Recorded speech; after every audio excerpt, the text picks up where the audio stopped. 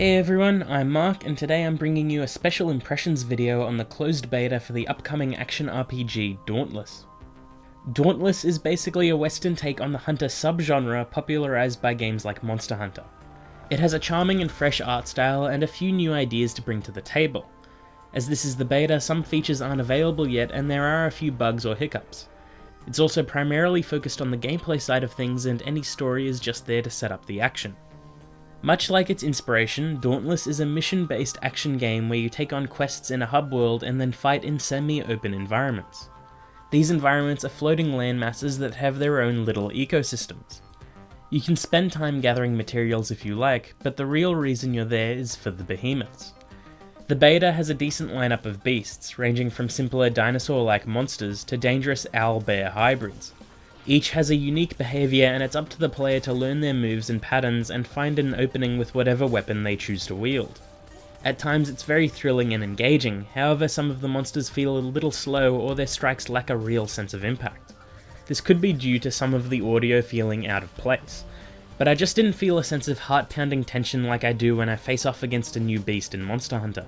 The higher ranked behemoths can become enraged, and that helped a bit, but it just lacked a little oomph. The same can also be said for the weapons.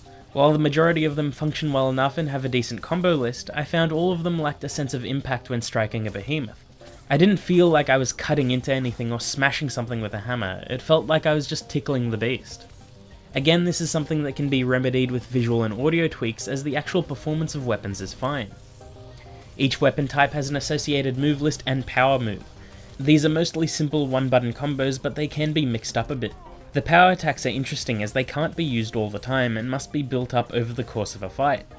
For example, the twin sickles can pull you towards an enemy or push you away for some quick maneuvering around an arena. The hammer lets out a small gunpowder burst and can be used to propel you into the air for a surprise attack.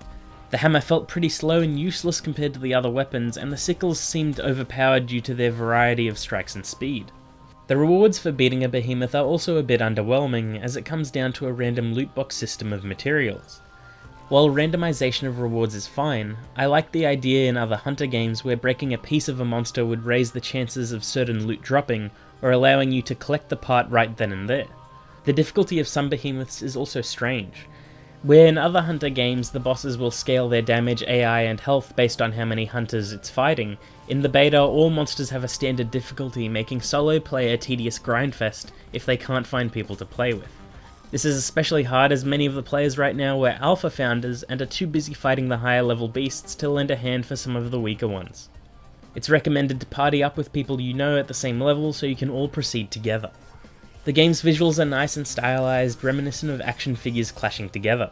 The character creator is a little limited for the beta, but it does have some good ideas, like choosing your ancestors to create a base for your character. The behemoths look good, and so do the particle and environmental effects. It just needs some slight tweaking to give the game a real sense of dread or impact during a hunt or triumphing over a difficult opponent.